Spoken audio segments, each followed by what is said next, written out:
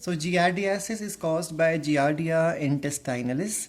Remember, this disease is caused because of those people who come in contact with pet animals or dairy farms. So those who come in contact with the animals a lot, they happen to get infected because these animals are the carrier of these giardia. So that's why it is called as zoonotic diseases, because they are carried through the animals, domestic animals which come in contact with human.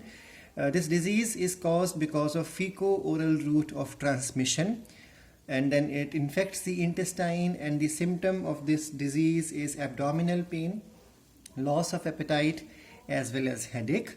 Now, in the same manner, in your 9th class, you have learned about diversity of living organism. In that, you learned about some fevers, for example, Kala Azar, and then you even learned about sleeping sickness. So we'll be discussing that in short form now.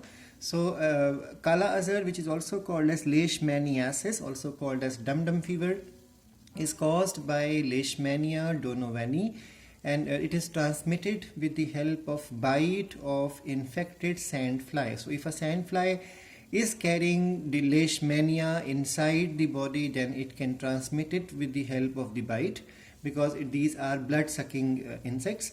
And sandfly is scientific name is Phlebotomus papatasi. So you need to learn the scientific name, at least learn the genus, so that you can easily tick in the MCQ questions. And in this disease, liver, spleen, bone marrow are infected, and weight loss, anemia, fever, darkening of the skin. That's why it is called as Kala Azar. And Azar here means stand for the fever. So darkening of the skin, then sleep, spleen and liver. Sorry for that. Spleen and liver, they undergo enlargement in this disease, and this may develop in this disease there may be development of scars on the hands and legs, even face, if this disease is not treated on time or proper treatment is not given. In the same manner, we have sleeping sickness, which is also called as Gambian fever, which is also called as trypanosomaniasis, which is very much common in the Central Africa, and it is caused by Trypanosoma gambians. Now that's why it is called as Gambian fever. And in this disease, death occurs in 12 to 18 months if there is no treatment given. And from the name, you can make out the person is lethargic. So it happens because of transmission occurs because of the bite of a blood-sucking fly, which is called as XII fly, scientific name Glossina palpalis. And the cattle, antelopes are the reservoirs of this infection. The symptoms include headache, fever, lethargy, anemia, as well as loss of the appetite. Now this infection occurs in Africa, so it is also called as African sleeping sickness.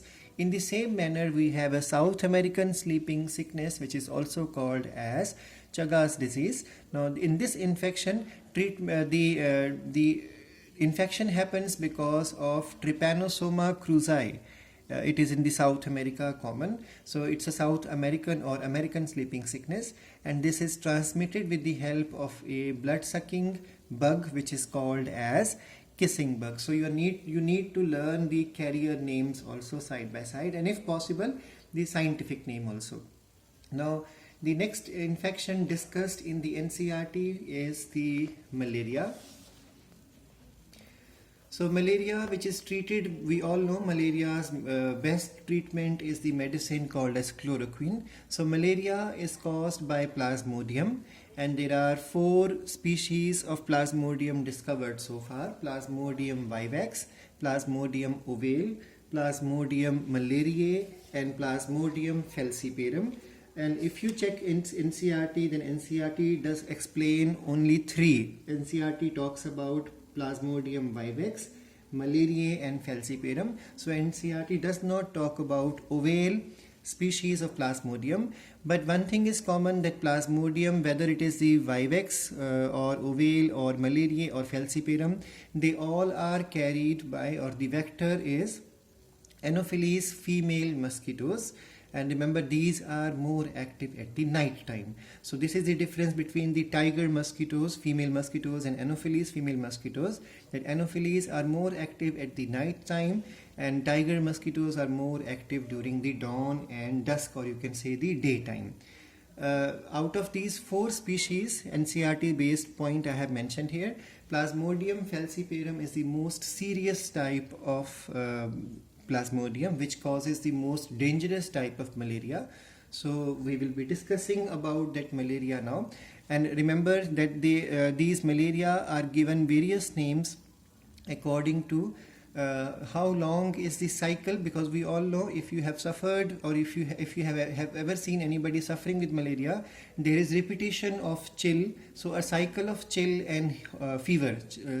So this cycle repeats itself after 48 hours or after 72 hours. So accordingly the malaria is called as tertian malaria or is called as quaternary malaria. So tertian malaria and quartan malaria are the 2 types of malaria, and again they will be of 2 types dependent whether they are very dangerous one, malignant means they can spread in the whole body, or whether they remain confined to a place. So malignant means dangerous one which spreads, benign means which does not spread, is localized. And then so tertian means 48 hours and dangerous one, tertian means 48 hours and not the dangerous one, localized one.